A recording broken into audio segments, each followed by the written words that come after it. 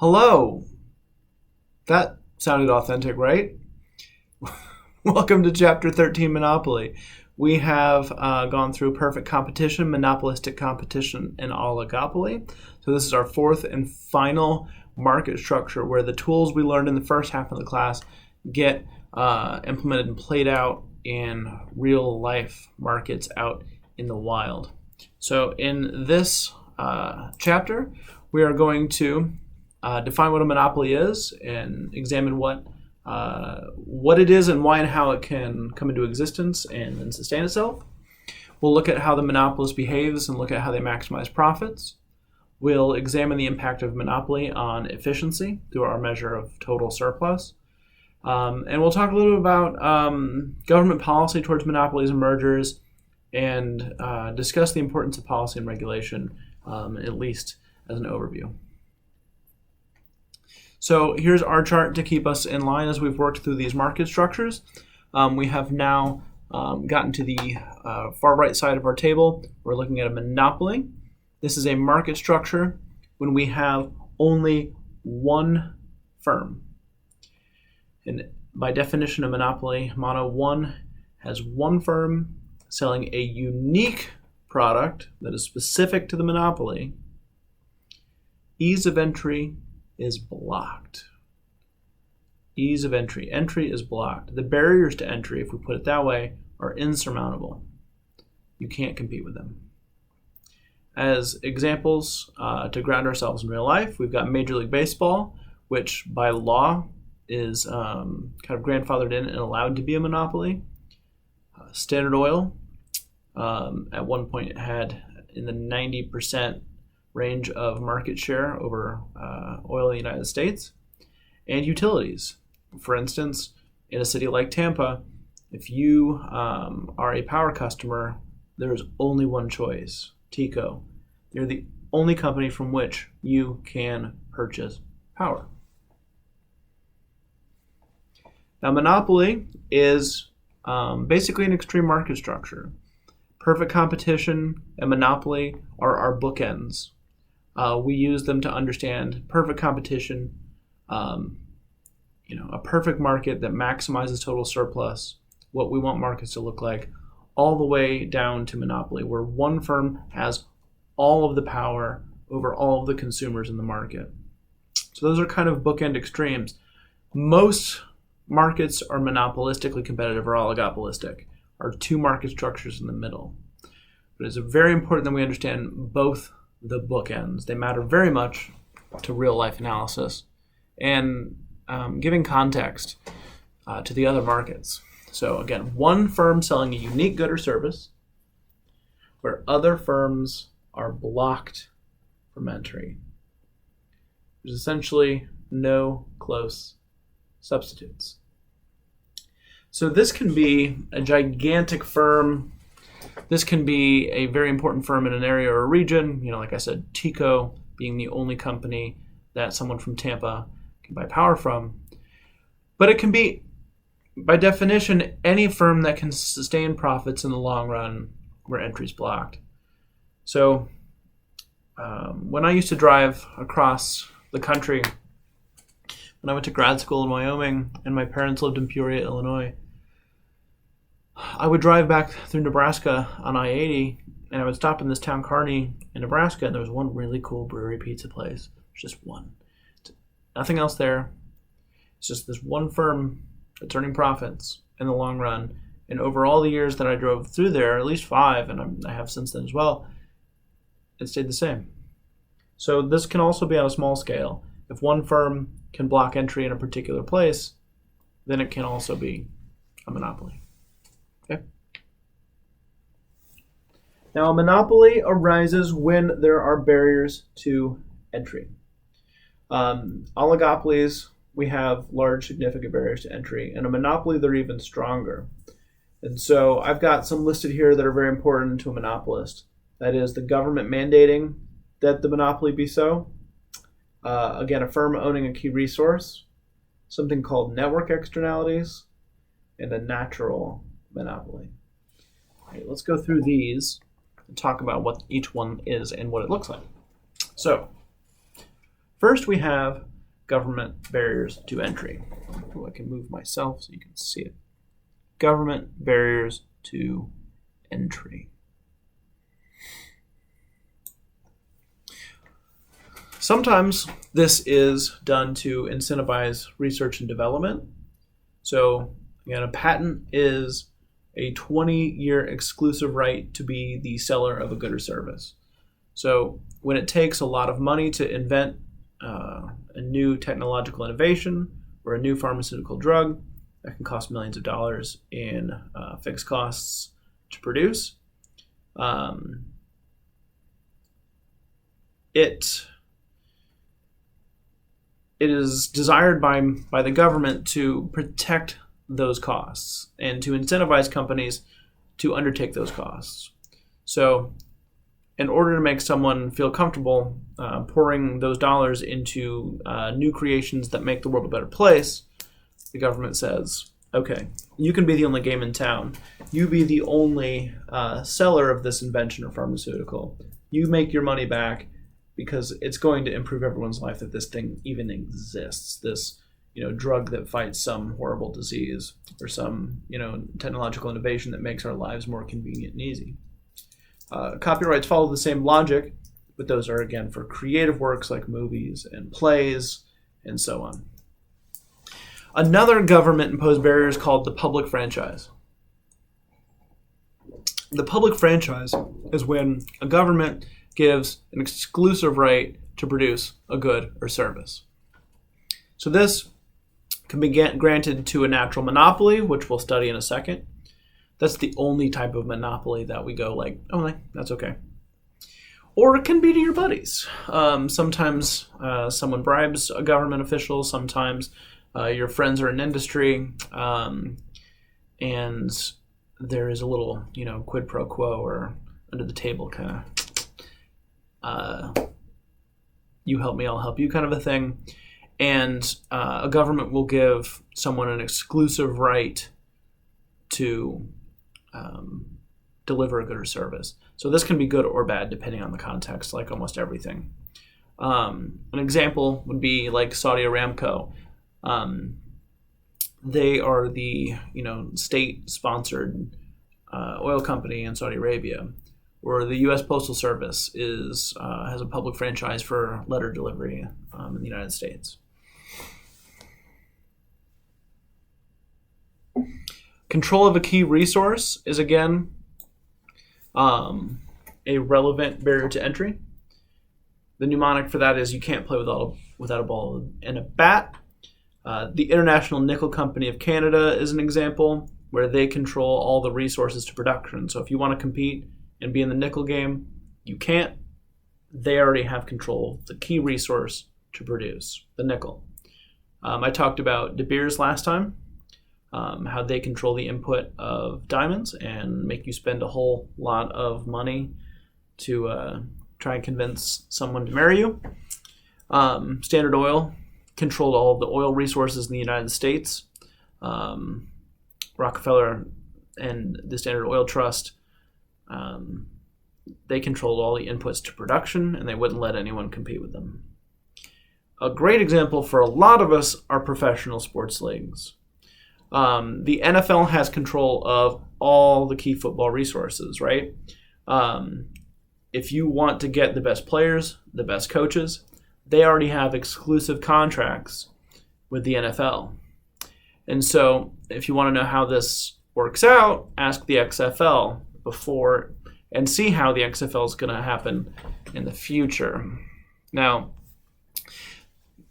before, when the long time ago here, the XFL started up and failed in one season, and NBC and the WWE each lost $35 million apiece in the endeavor. I've got a quote up from Bob Costas on Conan O'Brien's old late night show. It says, "It has to be a decade at least since I first mused out loud. Why doesn't someone combine mediocre high school football with a tawdry strip club? Finally, someone takes my idea and runs with it." That is, the XFL tried to differentiate itself by making it more violent and, I guess, more tawdry. But the product wasn't very good, and all the best players already played for the NFL, and it failed in, again, one season. There was another new football league a couple years ago, 2018-19, failed in the middle of the season, and they've just restarted the XFL. So let's see how that goes. Another barrier to entry is the network externality. The network externality occurs when the usefulness of a product increases with the number of people using it. I call this having strength in numbers. That is, how many people have a Google Plus versus a Facebook? Why do people have a Facebook? Because everyone else has a Facebook. Why do you have an Instagram? Because everybody else has an Instagram. It's because the more people use it, the more valuable it is, right? Back in the day, phones, and now a cell phone, is only valuable because everybody else has it. It's, without anyone else in the world using it, it's just a paperweight. This goes for, I've got Microsoft Word as an example on the screen. Is that the world's greatest word processing software? I'm not going to take a stand on camera, but people have said it's not. However, what piece of software does everyone have to know as they go out on the job market? You need to know Microsoft Office. Why? Because every office uses it. It has network externalities going for it. It is very useful because so many people use it. Okay? All right, this idea of economies of scale, we brought up talking about oligopoly, and it essentially, when we introduced it there, said if you have average costs that spread out over a huge chunk of market output, economies of scale are in play. That is, you can scale up, you can make more stuff and cut your average cost. You can cut the cost per unit to produce. So economies of scale, this is what this amounts to as we build up this idea, is that there's one firm that can supply the market more cheaply than two or more firms when your average total costs are still falling when you intersect with the demand curve. This is going to be stuff like cable and electricity and natural gas and water, where, again, the fixed costs to start up are very high, where we have very high costs to get the operation going. So if we're talking, millions, hundreds of millions of dollars to start up, economies of scale are going to be important. You're going to need to scale up, right? Increase the quantity a lot in order to spread out the startup costs, those fixed costs it takes to get an operation. So I showed an example last time, and I'd like to just build on that by adding one component.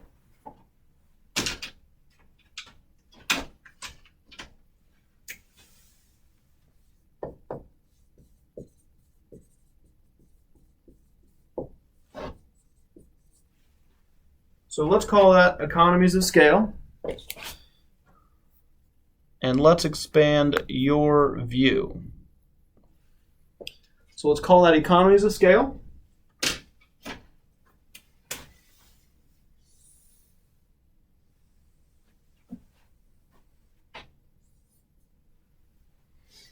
I'm going to put price and costs for now on the y-axis. We'll measure some prices and some costs.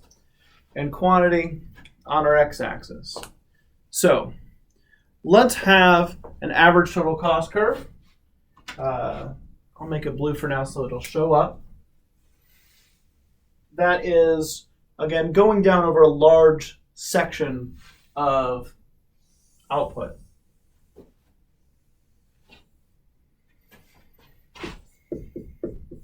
I'll call that average total cost, ATC.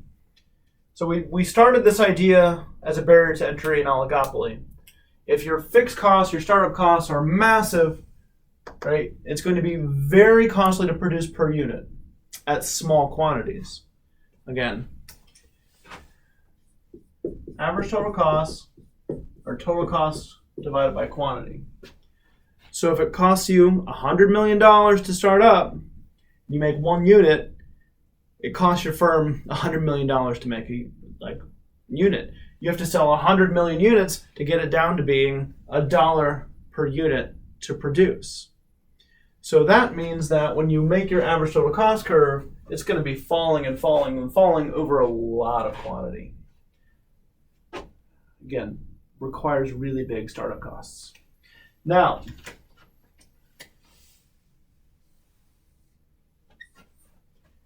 if economies of scale are truly important, the demand curve will hit the average total cost curve in a way we have not seen. That is, demand will hit average total cost before we get to the bottom of the average total cost curve. What do we call the bottom of the average total cost curve? Do you remember? This is really like an episode of Dora Now, isn't it?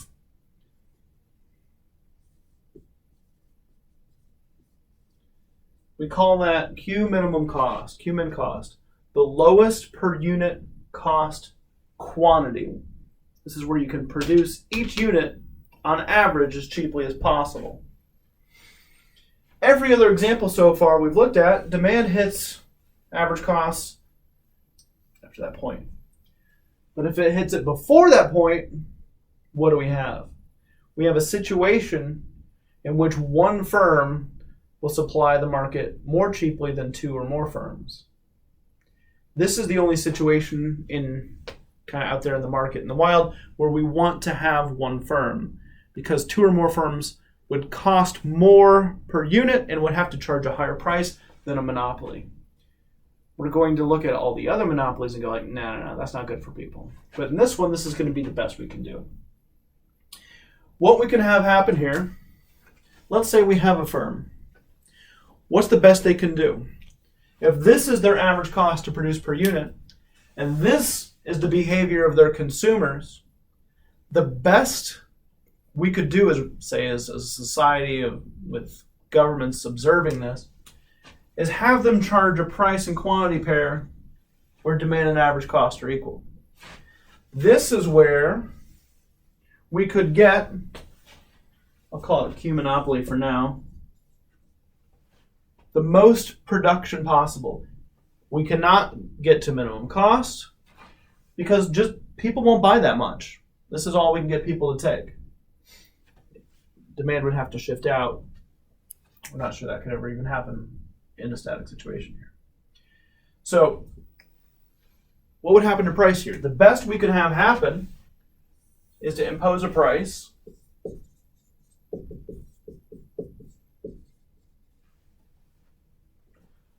where price and average cost for the monopolist are equal. What would happen if we wanted to have two or more firms? What if we made two firms create all this infrastructure? Each firm would have to take on this giant cost curve on its own. They'd each have to put out $100 million, and they'd be splitting the market, say, roughly in half. If that's the case, then each oligopolist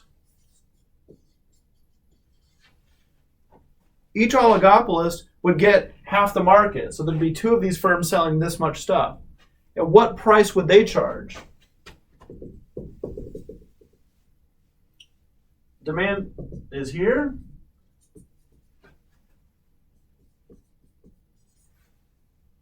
That's the price the oligopolist charges. Look how high it is. So if we wanted to have two or more firms, we would be imposing a situation in which the price they'd want to set based on the demand curve would be much higher. And even if we, say, force them just to cover their costs, that would be a higher price too. So let's say we allowed them only to set a price as high as their average costs.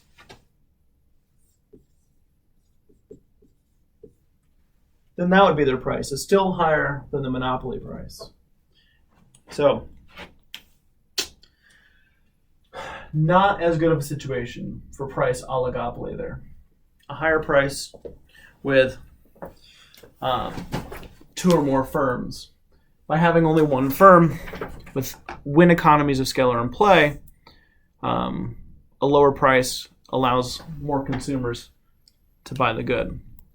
Is this ideal? No. But if there are economies of scale, and that's a big if, then this is true. Only one firm can supply the market.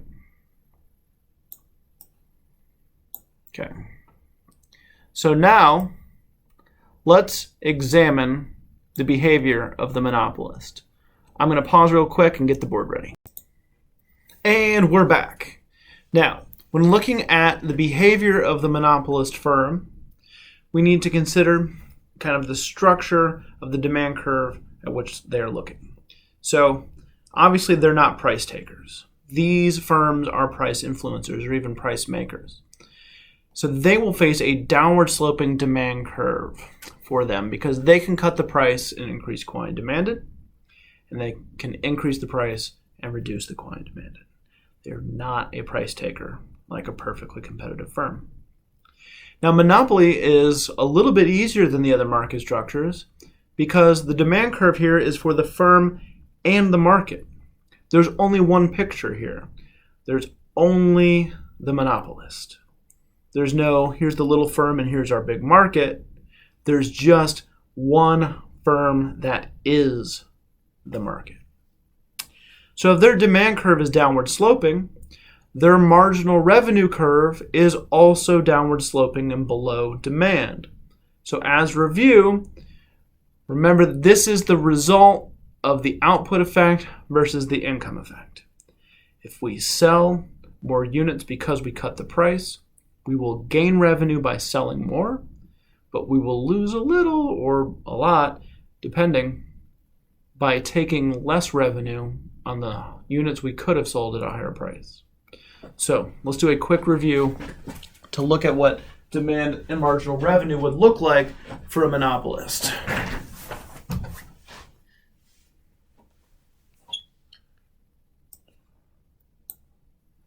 Let's check it out. Okay, here we go. Let's say there's a monopolist who has a demand schedule where for prices 10, 9, 8, and 7, they can sell a quantity demanded of 0, 1, 2, or 3. So the point here is just to be very simple and have just a little refresher. How do we calculate total revenue? Exactly. It's price times quantity. So my total revenue in this situation would be what? It'd be 0 times 10 is 0. 1 times 9 is 9. 2 times 8 is 16.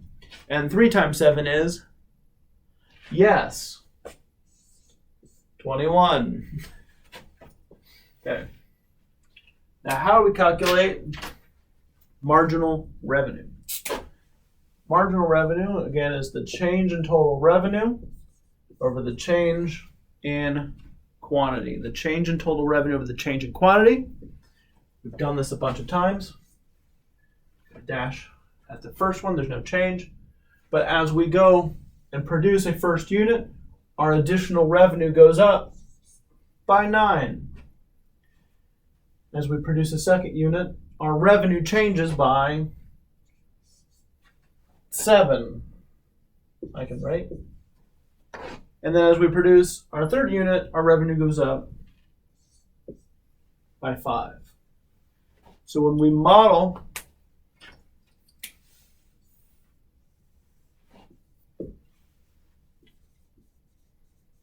the monopolists and their demand and marginal revenue, we can put price and revenues on the y-axis.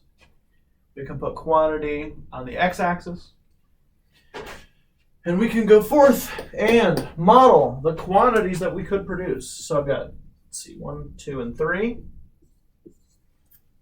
And then for our marginal revenue and demand, marginal revenue is from 5 to 9, demand from 7 to 10. So let's go 5, 6, 7, 8, 9, and 10.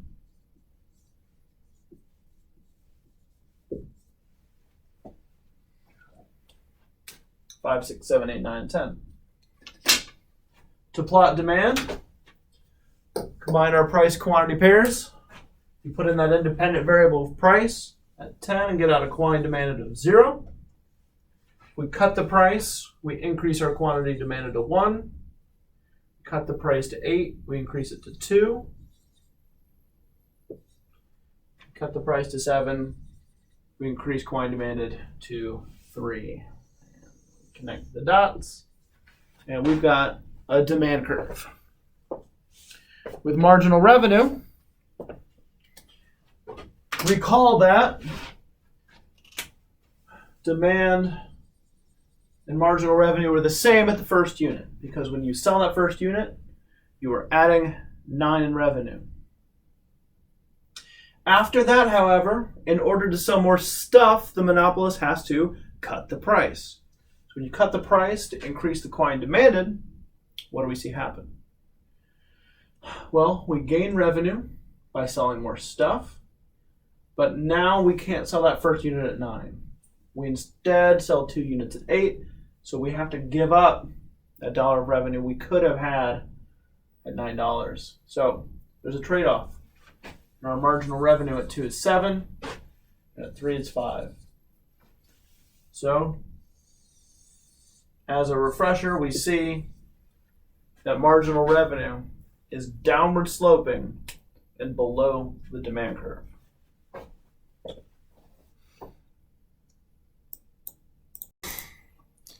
All right, now we can build on that to examine how the monopolist behaves as they attempt to maximize their profits. This should come as absolutely no shock to anyone, but in order to determine its optimal profit maximizing quantity, the firm sets its marginal revenues equal to its marginal costs.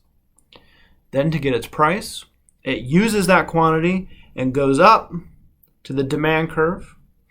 We hang a left and we measure the price we charge our consumers when we've made the optimal amount of the good. Then to see profits, we use our formula. Pi equals price minus average costs, all times quantity. Another cool feature of the monopoly, not only is this picture we're about to draw the firm and the market, it's also the short run and the long run. That's because entry is blocked. Profits can be sustained, and nothing has to change. So monopoly, in a way, is maybe the easiest of these market structures because one picture captures the entirety of the situation.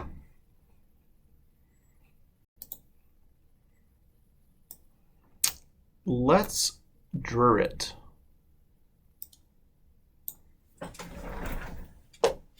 All right.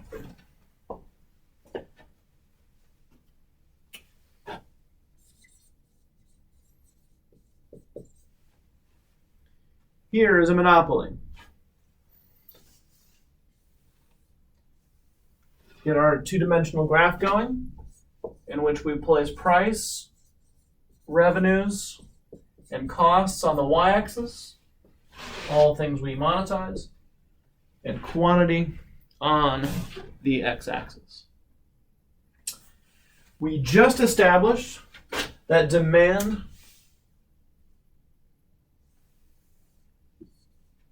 is downward sloping, and that marginal revenue is downward sloping and below demand.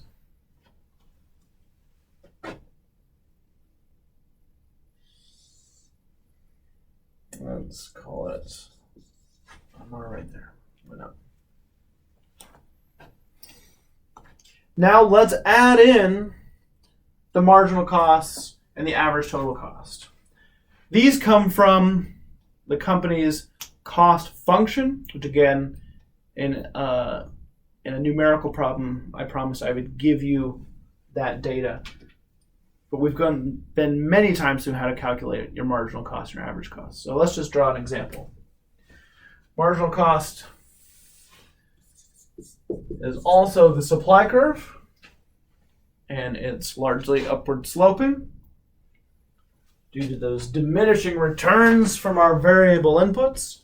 That is, given we've got some fixed inputs, as we hire more and more workers to work on it, our costs will go up to produce the next unit. And then our average total costs will be U-shaped with a minimum at the bottom of where we hit our marginal cost curve. Take a good look at that. All right. So in order to make an optimal decision, the firm will choose its quantity by setting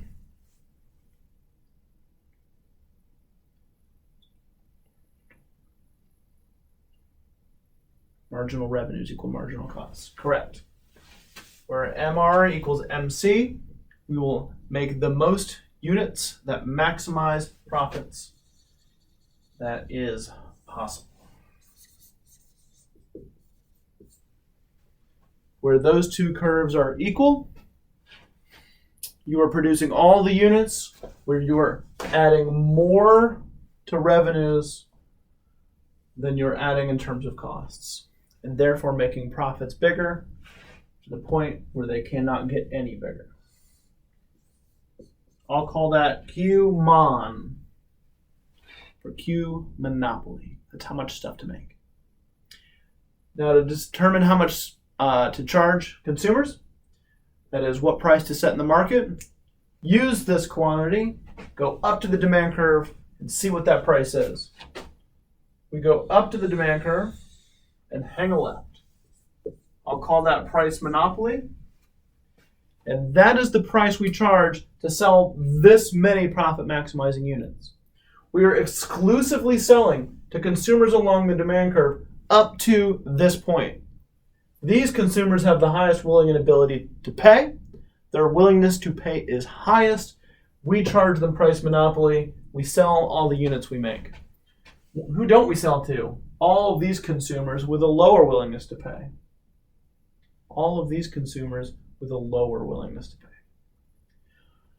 Where are our profits? Well, remember your formula for profit is price minus average total cost, all times quantity. So, we've got a price, we've got a quantity, we need an average total cost. To get it, use this quantity again. Start at this quantity, go up to the average total cost curve, and hang a left again. Measure what your per unit cost is. Now what do we have? We have a place where my price minus my average total cost times quantity is a rectangle with area labeled by profits. This rectangle. That's the biggest box of profits we can get, all because we set marginal revenues equal to marginal cost. This is the optimal choice for the firm in the monopoly.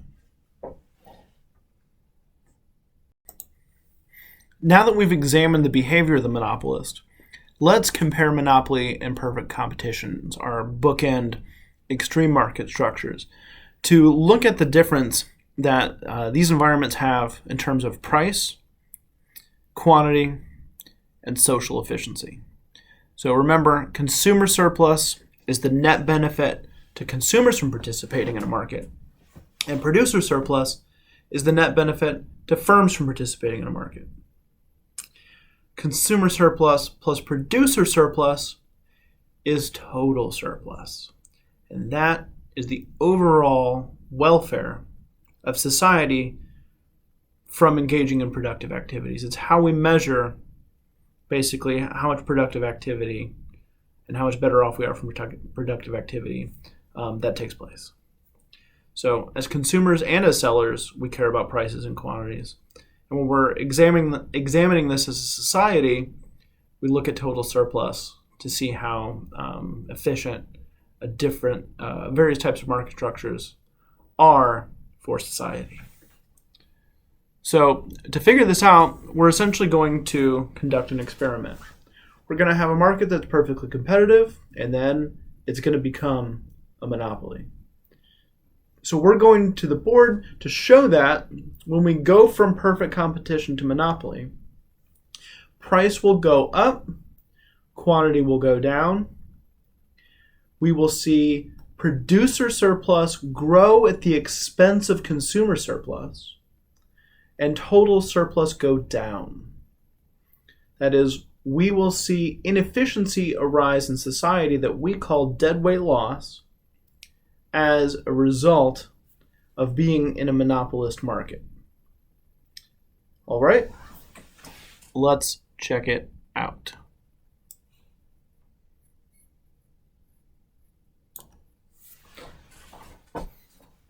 On the left, we are going to have a perfectly competitive market.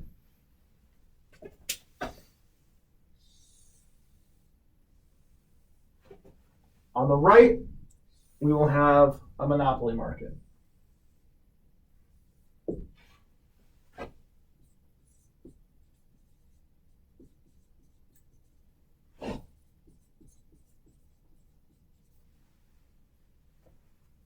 All right, so we've got our monopoly market. And on the left, we'll have our competitive market. Perfectly competitive market. So I'll write PC market there. So let's see what happens here. First, let's start out with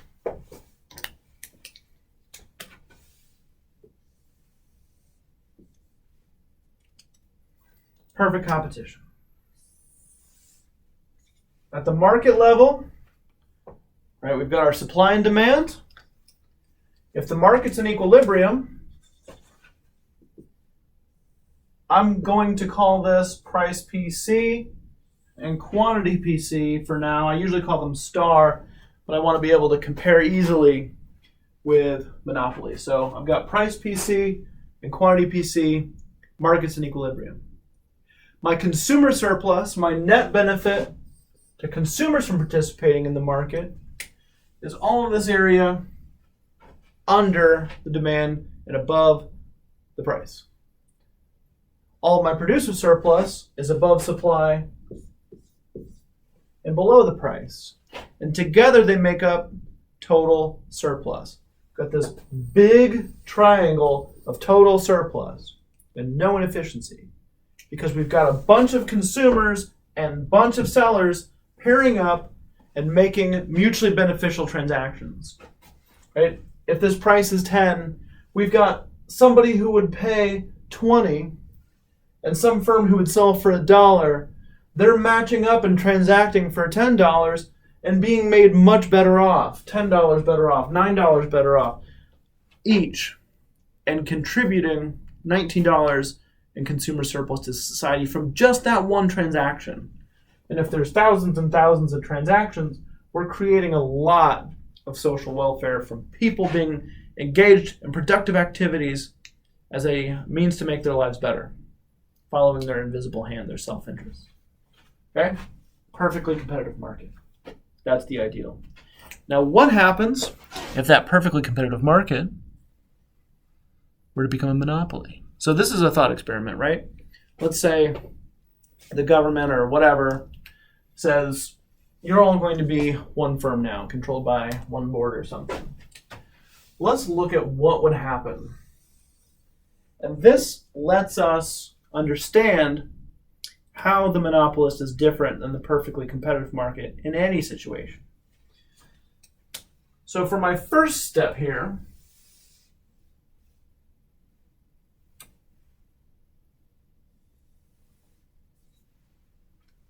let's reiterate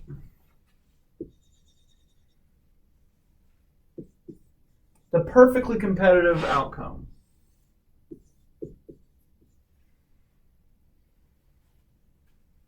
Let's reiterate what that outcome is. Right, we've got our big consumer surplus and our big producer surplus, everything's efficient. Now, if this is thousands of firms all setting their perfectly elastic demand curve equal to their little marginal cost curve, and this is a horizontal sum of thousands of firms and consumers interacting, this could be a really different picture. Now, this is going to be the firm and the market. And while this would still be supply and demand, the firm would choose its quantity by setting a marginal revenue, marginal cost intersection where marginal revenue is now downward sloping. So I need to add that to the graph. I need to add a marginal revenue here. So I'll call that marginal revenue, because that's what it is. So how does the firm make its optimal decision now? Well, it sets that MR equal to its MC. It's the supply curve.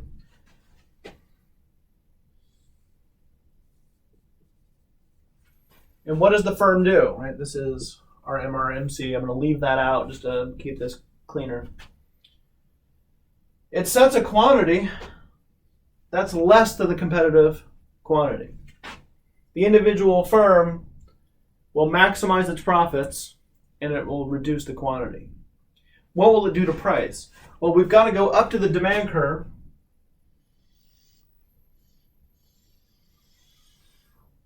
and hang a left. What will the monopolist do? The monopolist will set a higher price than the competitive market would have otherwise. So if we go from competitive to not competitive at all, quantities will go down and prices will go up. Interesting. So what have we figured out?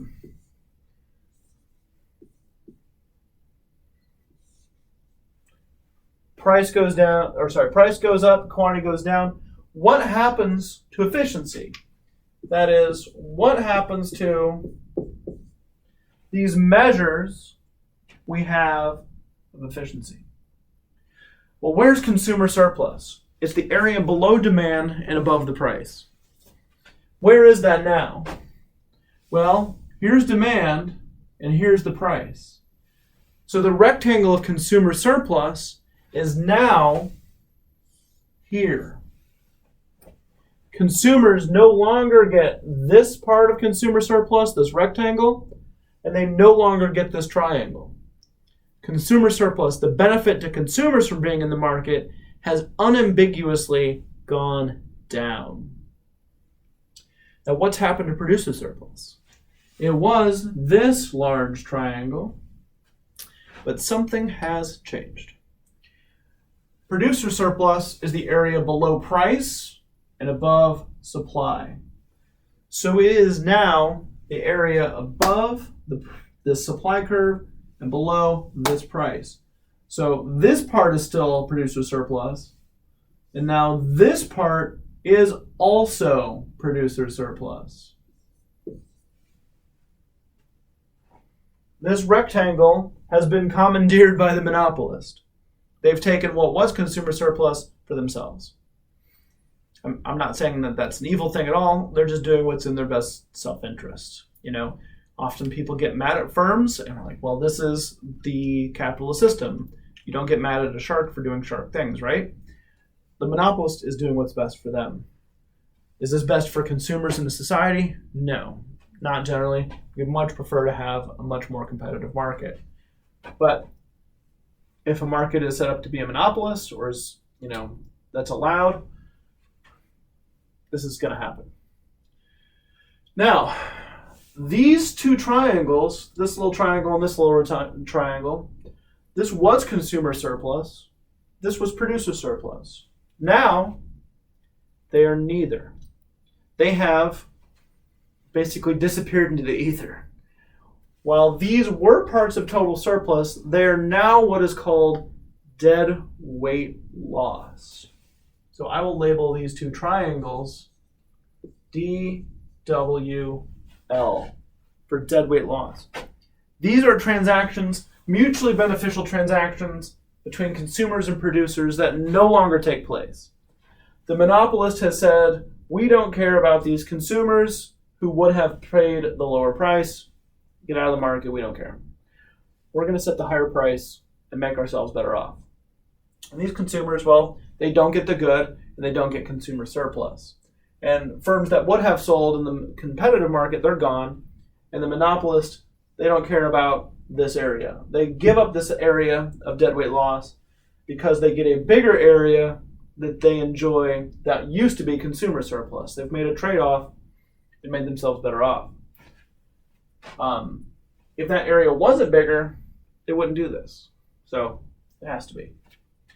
So what we see happening is consumer surplus going down, producer surplus going up, and total surplus going down because we've lost all this area that used to be total surplus.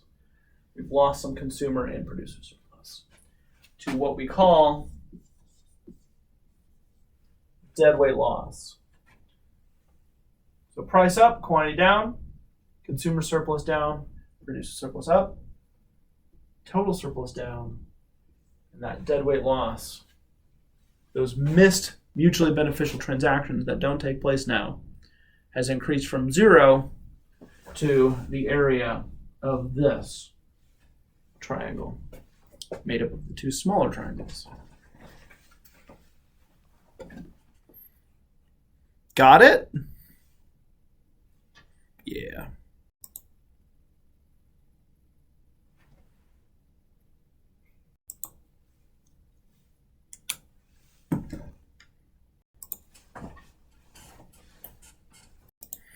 All right, so we have evaluated the behavior of the monopolist and then looked at how the monopolist charges a higher price and offers a lower quantity, creating inefficiency for society.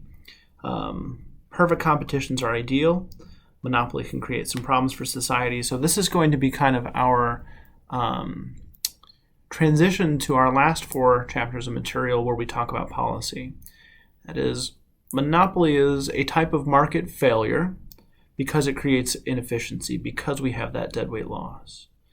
So we're going to talk a little bit about why we may or may not particularly like to have government policy involved in certain situations in the market. Now, a lot of people say, all regulation is bad. A lot of people say we need more regulation all the time. And the accurate answer isn't a fun one. It's that it's very context dependent. Sometimes government policy can improve situations. Sometimes government policies can make situations worse or create problems where none existed. So what we need to do is use this as a springboard to start asking the question of why or why not government regulation, so that we can get into our last 4 sections of material and look at when government regulations make things worse and when they make things better. And when they do, how to make that happen. So, in particular, talking about monopoly and efficiency and the deadweight loss that monopoly creates, there are some arguments against governments regulating, we'll say specifically monopoly. We'll talk about other market failures in our coming chapters. Some would argue that the impact of monopoly is small, or some would argue that there's really no such thing, or very rarely is there a perfectly competitive market, so that what we have is deadweight loss in every transaction, that there are economic profits that can be sustained in the long run, and monopolies can charge high prices. This is already happening, so what's the big deal? I don't find that particularly convincing, because markets can always be made at least a bit more competitive. Prices can be driven down, and more competition and more firms is always welcome for me.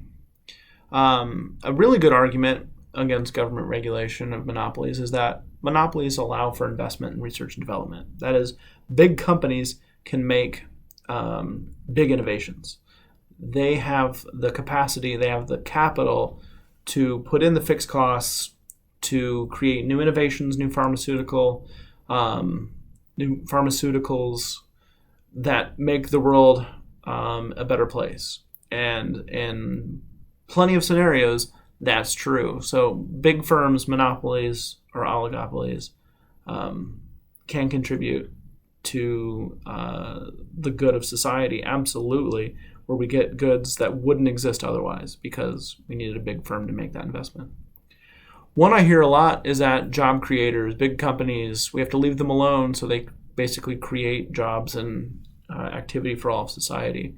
But there's really no correlation between having governments leave monopolies alone in power and employment, as we'll see. That argument doesn't stand up. Monopolists aren't out to help people by creating jobs. They're out to make profit. And they will do whatever it takes to maximize their welfare and make as much profit as possible. You saw that quantity goes down in a monopoly, so less stuff gets made. That's not about creating jobs and sunshine. That's about the monopolist doing really well for themselves. If you're a monopolist, it's great. But if you're anyone else, it's not. So I don't know any more of an objective way to look at the monopoly. If you're the monopoly, yeah. If you're anyone else, it's not fun. You pay high prices, and there's a lot of deadweight loss. Arguments for government regulation, these can be spurious and cruddy, or they can be convincing as well.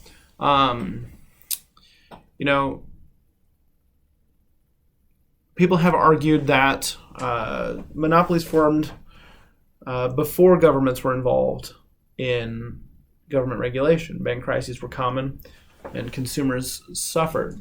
That is true. Standard Oil, the Rockefellers, the Hearsts, the big Gilded Age, with a few families in America owning a vast majority of the wealth. This happened. There were bank crises, panics. The economy went up and down very quickly, and consumers suffered. People would, make money and then lose it all very quickly. Historically, in the 1800s, early 1900s.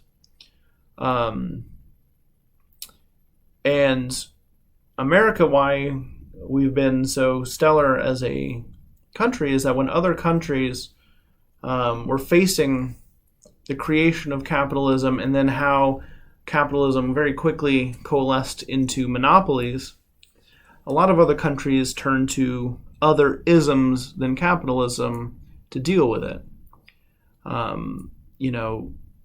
The Soviet Union and communism, Germany, other countries, Spain, Italy, with fascism, they saw a small number of people getting a lot of wealth, a lot of capital, and to deal with the situation, they turned away from that system. What we did was we used regulation to make markets more competitive like they should be, and we kind of stymied that. But over time, we've kind of forgotten those lessons, and we've had increasing inequality again. We have reduced competition, and people as consumers and workers have been hurt by that. Bad regulation has allowed problems to happen, like the Great Recession, when the government forgot lessons from the Great Depression from before about regulating banking. The financial sector and the housing sector collapsed. Unemployment, all of a sudden was 10%, and people were suffering. Then again, the person in charge of the Federal Reserve at the time, and largely the architect of how we responded to the Great Recession, was Ben Bernanke, one of the world's foremost scholars on the Great Depression. And this is, again, apolitical. This was the Bush White House and the Obama White House listening to Bernanke and economists and how to deal with the Great Recession, and they, fixed the damage as well. So a government can create problems through regulation and fix problems through regulation. So good governance is as important as whether we should have governance or not. So basically, there are arguments for and against a government being involved in the market, and there are some arguments with merit, some without. But if a government is going to get involved in markets, it needs to know what it's doing.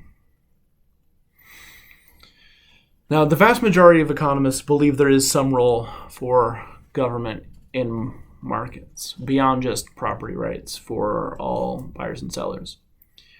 99.9% of us believe there's some role in a government regulating what happens in the markets. It's that capitalism is this really powerful freight train, and trains need rails on which to run. So what we can kind of debate over is the size and scope of those rails, but most of us agree there should be something there, that you don't just want the freight train to, not have rails. That could cause a disaster. But not having a train at all, keeping the train in the station, that doesn't get anything done. That doesn't create any good either. So it's all about context. And I know people want black and white answers in society, like regulate the markets, don't regulate the markets at all. Neither answer is a good one because context really matters here. So before we had the government regulating, we had these big swings up and down in the economy. And once we started to figure out how to manage it, we kept things much more close on a tight upward trajectory around the mean. So government can be used for good and for bad. The optimal regulation, like I said, is somewhere between unregulated free markets and regulation of everything. And I know that alienates people on both sides of the political spectrum who have strong opinions. But what's important is determining where, when, and how to regulate using economics. That is, we can make the world a better place and the lives of everyone better by living our #econ life. It's not about having a Democrat answer or a Republican answer. It's about looking at the world with a hypothesis and testing that hypothesis and improving on our actions by learning from what we've done. So let's examine how we deal with monopoly and why at least some degree of regulation is important by looking at the world. To start doing that, I just want to touch on where we've come from. Again, with antitrust laws, the government has attempted to make it such that monopolies are not essentially legal in most contexts. Again, as capitalism started, firms got smaller in number and bigger in size, and we had, like I said, the Gilded Age, where people like John Rockefeller controlled the Standard Oil trusts. It was one board that controlled over 90% of oil production in the United States at one point, making Rockefeller wildly rich, and they used their power to keep anyone from competing with them. If you even tried to compete with them, they would, professionally and sometimes personally destroy you. And we called this collusion, that is, cooperating to fix market outcomes.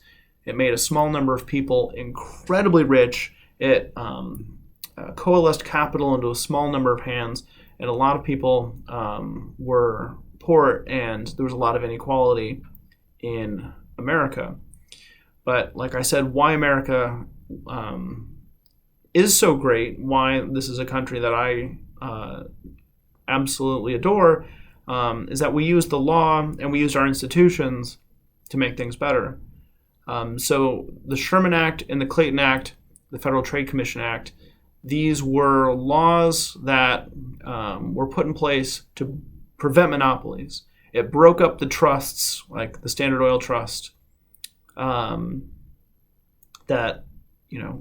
used its leverage to control an entire market and tried to promote competition. The Sherman Act wasn't quite strong enough, so Congress followed up with the Clayton Act and the Federal Trade Commission Act with additional laws that said that we can't we can't lessen competition, essentially, and created the Federal Trade Commission, the FTC, to police unfair business practices and try to promote competition. And this is because we see that having more, firms in a market It drives down prices. It increases total surplus. It makes the world a better place as far as we get more productive activity being generated. Now, what does the monopolist prefer? They prefer the monopoly, right? They get a big chunk of producer surplus, but that generates inefficiency, it generates deadweight loss, and it's a negative for society overall because of that. Basically for everyone but the monopoly. So policies towards mergers often look at preventing monopolies from occurring, and that is blocking companies from merging. That is when two companies try to join together to make one bigger company. So there are different types of mergers. There's horizontal mergers. That's when two firms in the same industry get together. That's like Coke and Pepsi get together, or Chevy and Ford get together.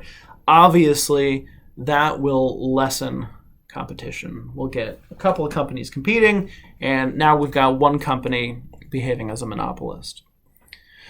A vertical monopoly is when two firms in different industries merge together. Now, this can be sometimes less problematic, but it can be sneaky problematic. So if you have two companies that are in different industries, one company merging with the other can lessen competition in either or both of their markets if they give each other something that lets them block entry or reduce competition or have a leg up on everybody, right? If, a company like Google buys a company down in the artificial intelligence market or something that lets them, say, dominate their entire market, then a vertical merger would reduce competition as well. So the Federal Trade Commission and the Justice Department decide if a merger will promote competition or hinder it. I've done some consulting work for justice. These people are doing their very best to promote competition as much as they can. And when they look at a potential merger, they're looking at, will this reduce efficiency in society? Will this create more deadweight loss? A lot of firms will make a have your cake and eat it too argument when they come before regulators and say, we'd like to merge. They'll say, by combining forces, we can lower the marginal cost, or we can increase supply and drive down price and increase quantity. This is often a spurious claim. Oftentimes when people say you can have your cake and eat it too, it's something that should set off the BS detector, and we should analyze it a little more deeply. So let's look at an example where we analyze whether a merger will be an improvement for social welfare or a hindrance and reduce social welfare. So let's get our screen the size we want. Cool. Here is our lovely board. And let's say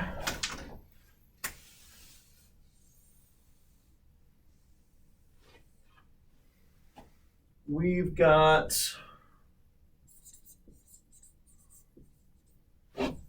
let's call it merger claim.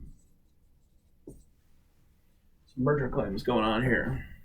Or let's just call it mergers. I will put our price, our revenues, and our costs on the y-axis, and our quantity, of course, on our x-axis. So price, revenues, costs, and mergers. Right. Now, to make this as simple as possible, let's say that a market is competitive at the get-go. So I'm going to draw a demand curve like this. And let's say we have a supply curve in the market like this.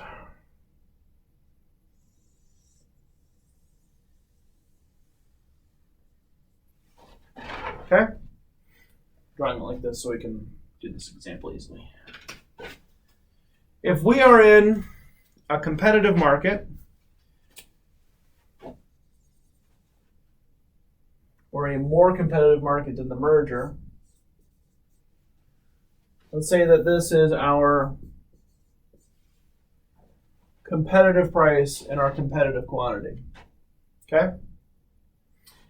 Where we've got some consumer surplus and some producer surplus. Consumer surplus below demand above price, and producer surplus above supply below price. Now, let's say that this competitive-ish market, or firms are competing, and this is the price and quantity we've got. Let's say that these firms argue, we're going to merge. We are going to behave as a monopolist. So you're right to be at least asking us questions. That's fair, man. But when we merge, we are going to be able to increase capacity.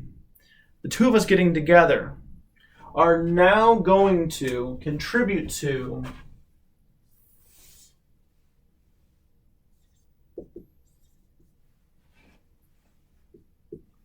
we'll call it supply marginal cost prime. Supply prime marginal cost prime.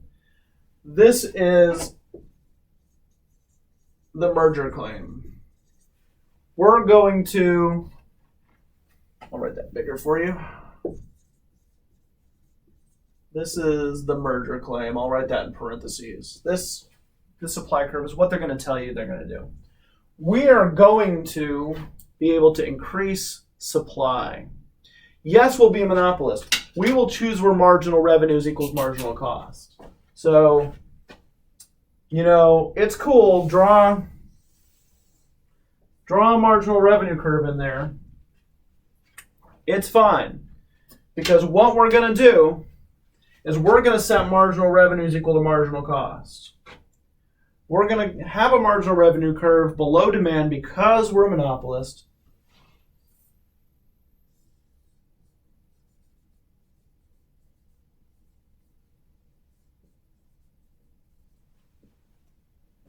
I'll call that Q merger claim. And we will, is that big enough? Yeah. Set our price by doing what? Well, go up to demand.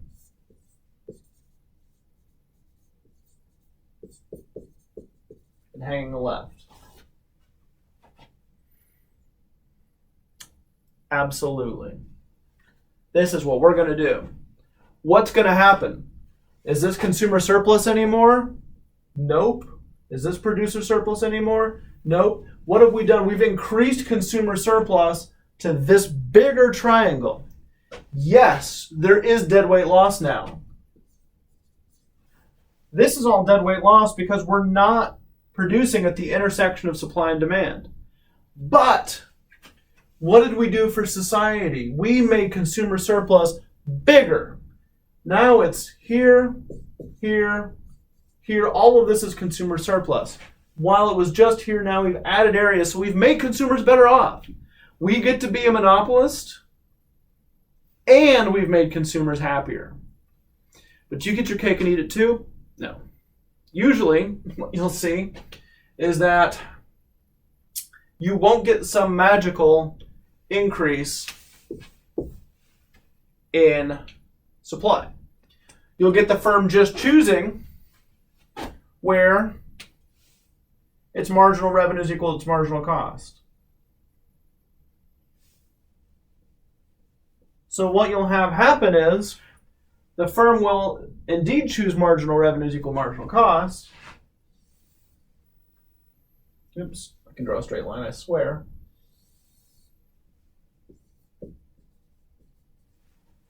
And we end up producing Q monopoly amount. We actually get less produced. And you get price by going up to demand and hanging a left, and you get a higher price. So there'll be claims of, can I have my cake and eat it too? And usually what you'll see is no, you won't. You'll have a lower quantity, you'll have a higher price, and you'll get our right?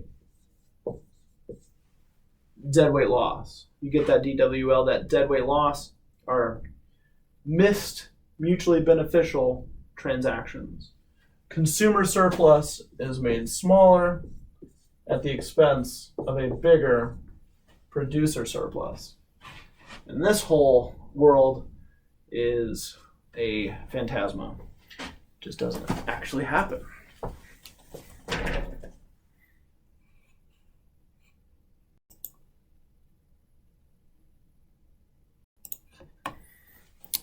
Next, in examining policy towards monopoly, we talk about the natural monopoly. Again, the natural monopoly is the one situation in which a monopoly is good for society because one firm can produce more cheaply than two or more firms. As we said earlier in this lecture, this occurs when the average total cost curve is still falling when it intersects with the demand curve. Here, government regulatory bodies often will set the prices as a regulatory measure.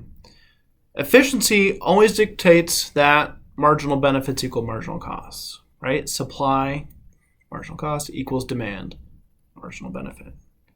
But if the average total cost curve is still declining, this is going to force a situation in which the firm would experience a loss. If we impose supply equals demand here, we would get a loss. So to prevent the firm from closing, price is set in such a way that average total cost equals the demand curve. We call this the second best solution, and it enables the firm in the natural monopoly to earn normal profits or break even, zero economic profits. So let's go to the board and let's look at the natural monopoly. Okay, to get started, let's title our work Natural Monopoly. Yay. And let's get our model going.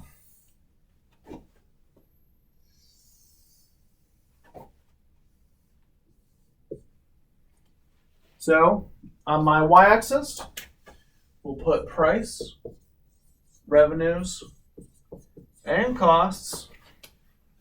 And on our x-axis, we'll have the quantity that we can produce. Okay. Now, since we're in a monopoly, we know we're facing a downward sloping demand curve with a marginal revenue curve that is downward sloping and below demand. So, put the D there for demand. Let's have our marginal revenue curve do that. Bisected essentially. Now, if we have a natural monopoly, like I said, this is a scenario in which our average total cost curve will still be falling when it hits the demand curve. So let's have that be the case.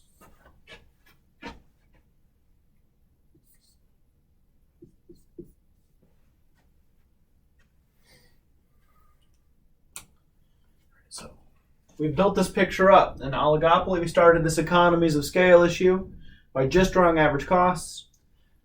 In the beginning of this chapter, talking about barriers to entry, we added the demand curve. Now we're adding the marginal revenue and the marginal cost so we can look at the actual behavior here when economies of scale are an important barrier to entry. So our marginal cost here, if our average total cost curve is going to be falling over a huge chunk of production, are going to be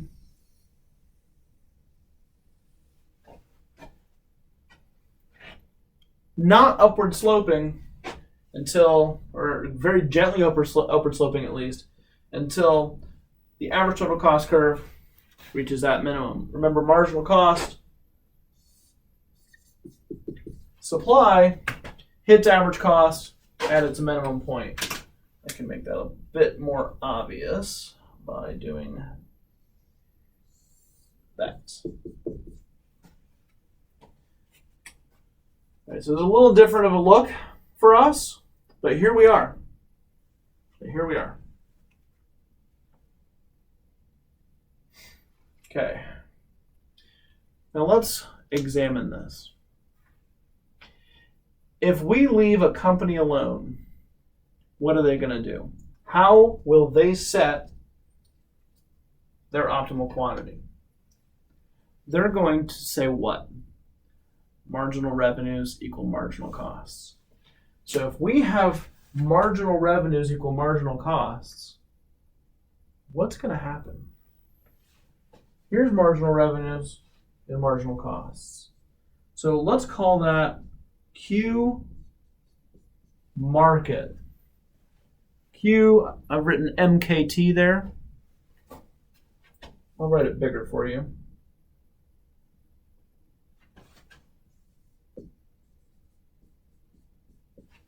QMKT, Q market. My M just doesn't look good on my camera, does it? I hope that's better. Q market. How do they set their price? They go up to the demand curve and they hang a left. I'll call that price market. Make price real big.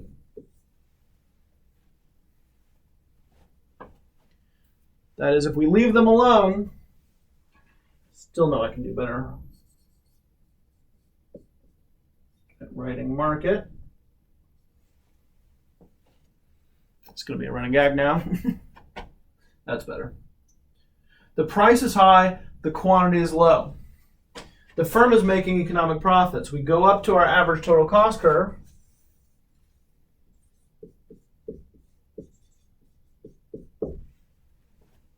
And what do we see? We see price minus average cost times quantity gives, for simplicity, I'm going to call this whole box profit subscript market. We've got a big box of economic profits. But what does this do to society? By not being where supply equals demand, we are generating a whole lot of deadweight loss. Mismutually beneficial transactions where a bunch of consumers who need this good or service or would like this good or service can't acquire it. So if this is something, right, we're talking huge fixed costs, we're talking natural gas company, water company, power company. If they're completely left alone because there's economies of scale, we will see, because it's a monopoly, if we let them behave like a monopoly, low quantity and high prices, lots of deadweight loss. Now, what if we said, well, we need to be efficient. Let's regulate it. In any other monopoly, so any other not natural monopoly, by setting demand equals to supply, we can get a much more efficient outcome. But here, if we set the two equal, we're going to have problems. If we try to impose productive efficiency, that is producing where we have the least cost unit of production, our average total costs are minimized, consumers don't want that amount, right? Demand is further to the left than we can ever get to at the bottom of the average total cost curve. Allocative efficiency, right? Setting supply equal demand, the marginal benefit to the consumer equals the marginal cost to the firm, would happen right here. Now this is, conceptually, we could at least get rid of this amount of stuff. So I'll call this Q subscript efficient.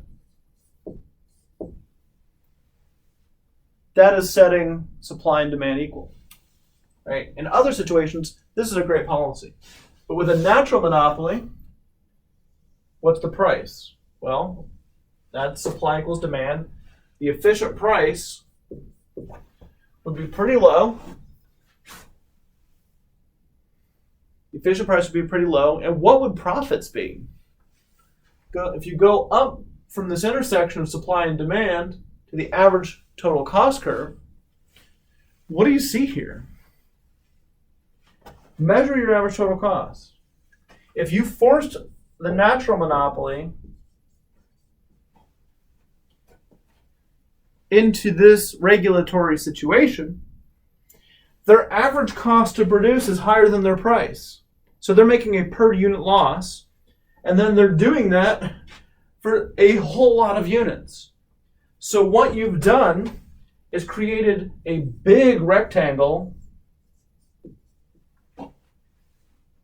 of area average total cost minus price times quantity efficient minus 0 of loss. This big rectangle would be a loss for the firm. That is, by being efficient in a standard sense, you would drive the firm out of business. So this is bad policy. You don't want to force this on a natural monopoly. So this isn't great, right? You leave them alone, prices are high and quantities are low, deadweight loss abounds. You try to get rid of the deadweight loss by setting supply and demand equal, you would drive the firm out of business. You'd have to basically subsidize the company with tax revenues from other sources and pay them off.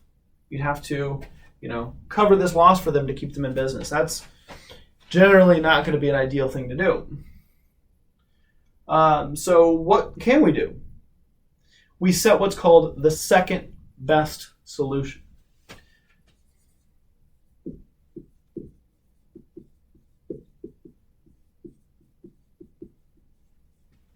The second best solution occurs where the demand curve and the average total cost curve intersect. So where demand and average total costs are equal, we get the second best solution. What we do is say, this is how much stuff you can make. I'll call it Q second best, because what we've done is said you can charge a price second best,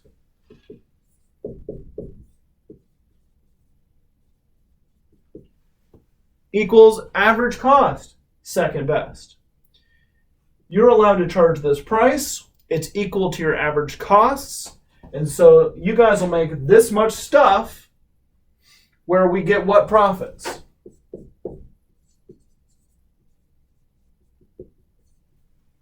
Zero profits, right? Our equation for profits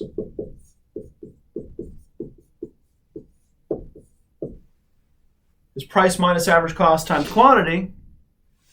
And when that price and average cost are the same, what do we get?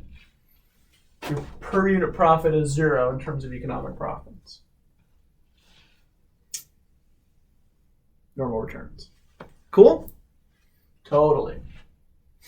What have we done to deadweight loss? Do we get rid of it? No. But we have minimized it. We have made this little triangle above supply, below the efficient price, and below demand, and above the efficient price. That is now the smallest deadweight loss we can have without imposing a loss on the company. So what we have here is an efficient, or not efficient, sorry, our closest to efficient, rather, possible outcome. Now, as a regulator, if you were faced with an unregulated natural monopoly, there's a lot of space in between where potentially the two parties could negotiate. So a penny higher along the demand curve than the second best solution we'd call third best solution, and then a fourth best solution, a 10th best solution. What we're doing basically is saying that anything where price is less than the monopoly price will improve welfare for society by increasing total surplus and reducing deadweight loss.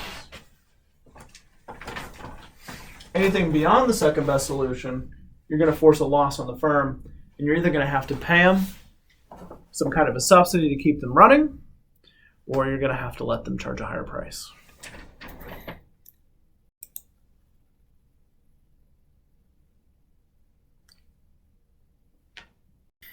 So let's talk just a little bit about why policy is a relevant question.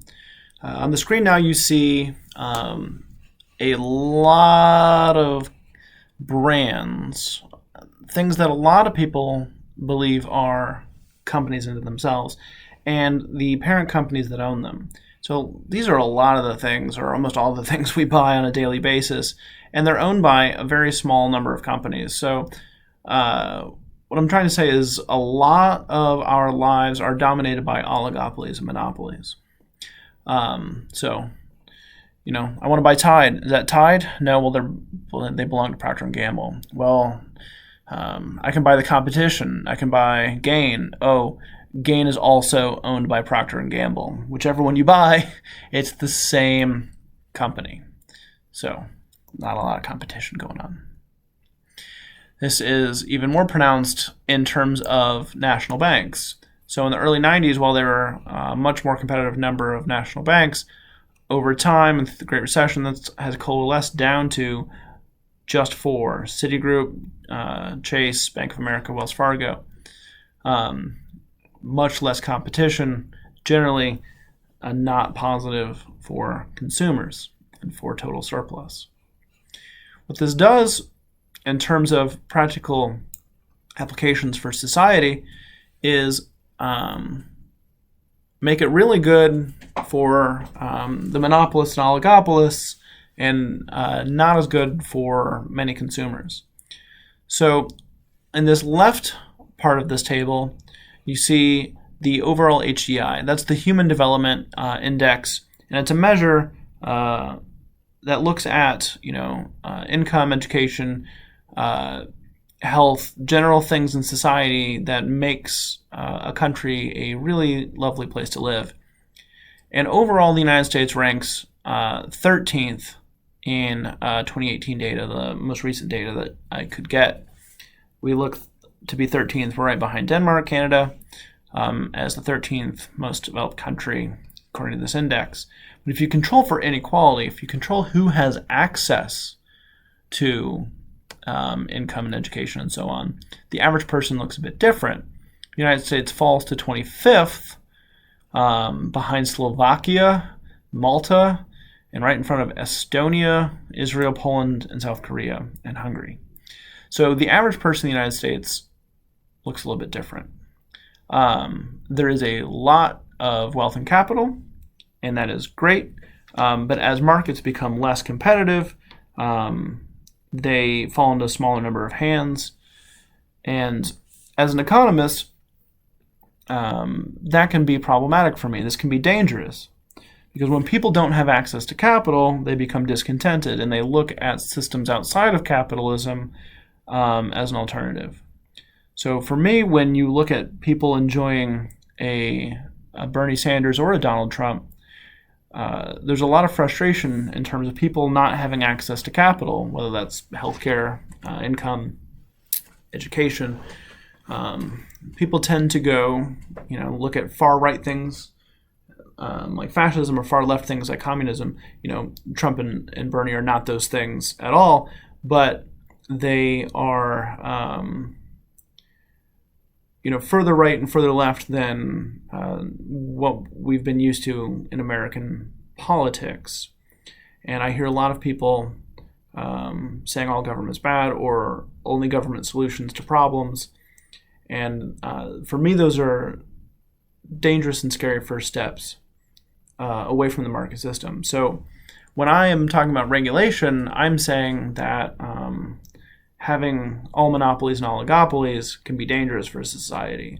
That monopolistic competition and perfect competition give access to capital and opportunities to many, many, many more people, and keep the market system the best system that society has ever figured out as our dominant system. So when inequality starts to grow, people start to get frustrated. You'll see people start to say, blame foreigners or blame corporations for all their problems. And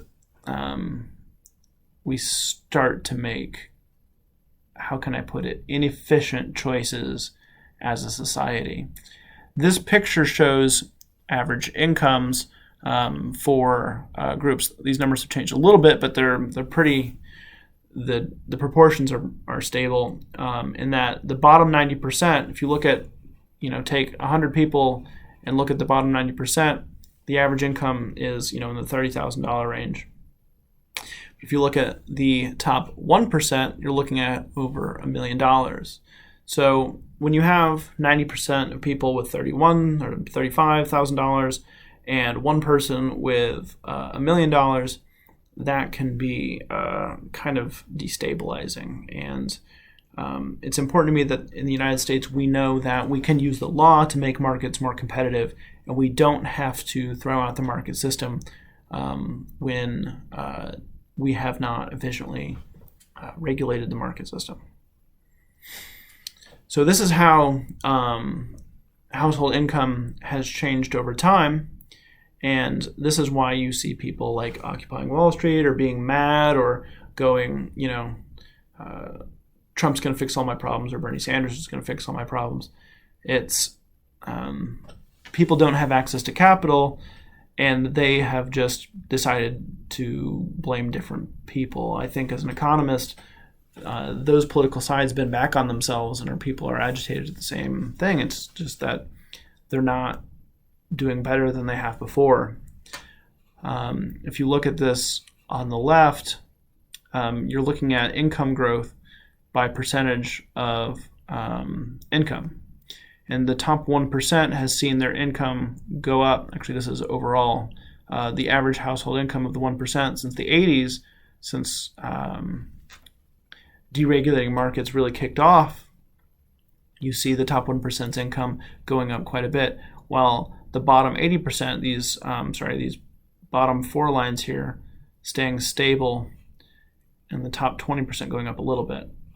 So all the gains are the 1%. So if you look at that as percentage changes in the share, you see that actually 80% of people in the United States are worse off than they were in 1980, looking at the actual change in their income after taxes, while the top 1% have seen the change in share of their income go up 120% plus. So with deregulation, the monopolists, the oligopolists have done very, very well. Lots of gains to that aspect of society, but a lot of consumers and workers are actually worse off than they were even in 1980. And that's shown here. On the y-axis here, we have the percentage of income growth, and on the x-axis, we've got the income percentile. So at the bottom here, we've got the poorest people. Here we've got the middle people, and here we've got the richest people. And in 1980, you can see the biggest growth went to the poorest people, right? The biggest growth in income went to the poorest people in the United States. And the smallest growth was going to the very richest. But that got turned around. We stopped, having efficient regulation in many scenarios, and now what we see is the poorest have the smallest gains in income, and the very richest have the biggest gains in income. So if you are the very richest, it's swell, and if you're not, it's not. A lot of Americans don't particularly know this situation. Most people think that some kind of fairness matters, but most Americans think it shouldn't be totally fair, right? The American dream is you can pull yourself up by your bootstraps and make yourself better off, and that's something I believe in and something I work very, very, very hard in my life. And the top here, and this study was done by Dan Ariely and some of his colleagues, who is a behavioral economist at Duke and an absolute rock star. But what we have on top here is the actual distribution of wealth in terms of who owns the wealth. So the top 20% in the United States own over 80% of the wealth in the country. And you can see here that the bottom, the whole bottom 60%, so here's the middle, and then the two poorest percentages. Here's the bottom 40 to 20 and the bottom 20. They own very little of the wealth in the United States. Now, Americans think it's unequal, but they have no idea in general how unequal it is. They don't realize how much the wealthy own. That is, the top 20% own over 80% of the capital. Americans, when you ask them, think it should be kind of unequal, right? You should have an opportunity to, if you work hard, do better for yourself.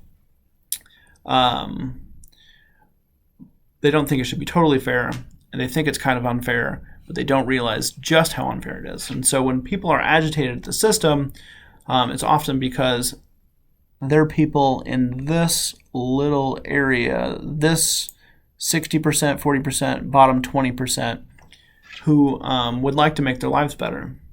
Now, the issue and why I get agitated as an economist is because now, with wealth coalesced into a smaller and smaller number of hands, it is harder and harder to achieve the American dream. In America right now, it is harder to improve from 20 to 40, 40 to 60, 60 to 80, 80 to 100. It's harder to improve your income quintile in the United States than it is in Europe. It's easier for someone from an EU country to be better than what their parents were than an American. And that is a violation of the American dream, and why I understand why people are agitated and why people get mad at the system. But we also need to understand the system can be run efficiently, and that capitalism is better than fascism or communism or any alternative in any possible way, in any possible metric. Every time any of these other systems happen, loads and loads of people die, autocracy and dictatorships emerge, and they don't know how to run economies. People starve to death, and it is a horrible, horrible alternative. Markets, by people following their self-interest, make people better off. There are some markets, though, where people trying to make themselves better off coalesce all the wealth, and they become a monopoly, they gather all the wealth, other people don't have opportunities. There is a bit of context and nuance that comes to policy. We need to enforce competition and give people an incentive to compete, but it can't just be free-for-all where one person is owning everything, because that system ends with a revolution and a much worse thing being put in its place. So, this concludes monopoly. We are going to look at policy going forward when it's inefficient for a government to involve itself in a market, when it is improving to efficiency and social welfare for a government to involve itself in a market, and if that's the case, how for it to do so, because that's important. Bad government policy can make problems even worse. So as members of society, as economists, we need to understand that the world's a great place, context matters, and how to use economics to make the world and all of our lives a better place. Have a lovely day.